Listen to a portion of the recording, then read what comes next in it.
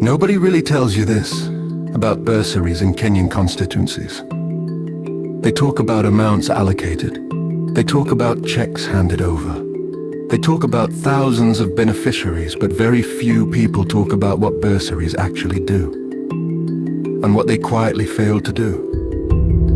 On paper, bursaries exist to help bright but needy students stay in school.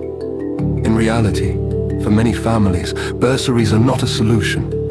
They are a pause button. Here's the uncomfortable truth. Most bursaries do not cover the real cost of education. School fees keep rising, boarding, uniforms, transport, exam fees, all of it adds up, yet many students receive bursaries that barely cover a fraction of one term. The money helps, yes, but it rarely solves the problem. Parents are left scrambling, students are sent home repeatedly, learning becomes interrupted, unstable, uncertain. And nobody tells you this part. Bursaries often reward visibility, not vulnerability. Students who are known, families who can queue early, names that are familiar, faces that can be pointed out at public functions.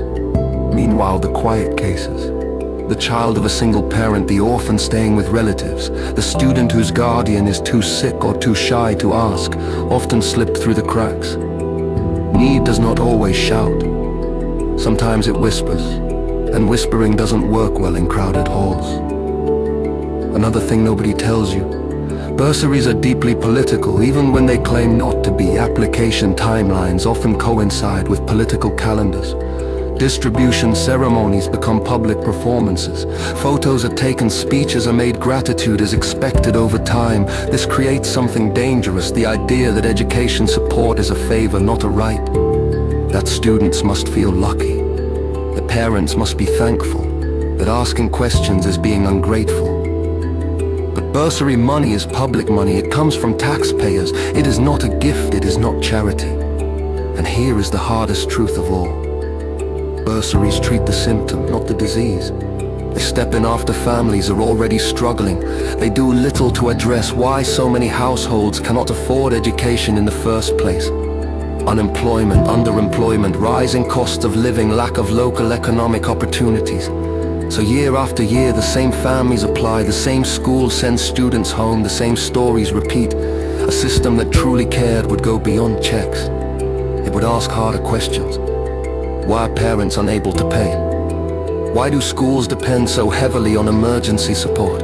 Why are bursaries fragmented instead of structured, predictable, and sufficient? Because here's the quiet reality. A bursary that keeps a child in school for one term but leaves them stranded the next is not empowerment, it is survival. And survival is not the same as progress. Nobody tells you this.